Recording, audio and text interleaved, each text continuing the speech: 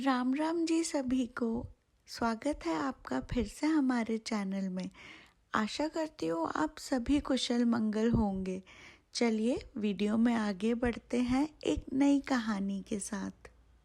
प्राचीन काल में एक संत दूसरे गांव जाने के क्रम में अपने एक शिष्य के साथ एक गांव में कुछ दिनों के लिए रुके। गांव के लोग संत के पास अपनी समस्याएं लेकर पहुंचने लगे। संत बहुत विद्वान थे। वे अपनी बुद्धि से सभी परेशानियों को दूर करने का रास्ता बता देते थे। कुछ ही दिनों में संत की प्रसिद्धि पूरे क्षेत्र में फैल गई। संत रोज प्रवचन भी देते थे। उनके उपदेश सुनने के लिए गांव में दूर दूर से लोग आने लगे। संत की बढ़ती प्रसिद्धि को देखकर गांव के एक पुजारी को जलन होने लगी। वह सोचने लगा कि इस तरह तो उसके भक्त भी संत के पास पहुंचने लगेंगे।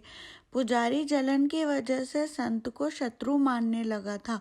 पुजारी ने संत की छवि खराब करना शुरू कर दिया। वह गांव के लोगों को कहने लगा कि यह संत पाखंडी है और लोगों को मूर्ख बना रहा है। पुजारी के कुछ साथी भी इस काम में उसका साथ दे रहे थे।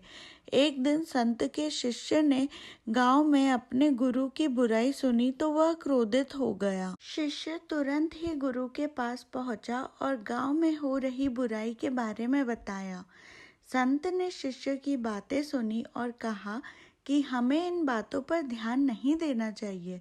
अगर हम उस पंडित से वाद विवाद करेंगे तो भी ये बातें चलती रहेंगी। जिस तरह हाथी पर कुत्ते भौंकते हैं लेकिन हाथी अपनी मस्त चाल में चलते रहता है, ठीक उसी तरह हमें भी ऐसी बुराइयों पर ध्यान नहीं देना चाहिए बल्कि अपने काम में मन लगाना चाहिए। इस कहानी से हमें यह संदेश मिलता है कि ज़रूरी नहीं है कि हर व्यक्ति आपके पक्ष में हो। समाज में कुछ लोग हमारे पक्ष में होते हैं तो कुछ विपक्ष में भी होते हैं। हमसे मतभेद रखने वाले लोग दूसरों के सामने हमारी बुराई करते हैं और वे हमारी परेशानियां बढ़ाते रहते हैं।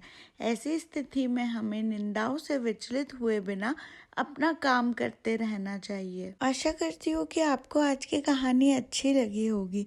जल्दी आपसे फिर मिलेंगे एक नई कहानी के साथ। धन्यवाद।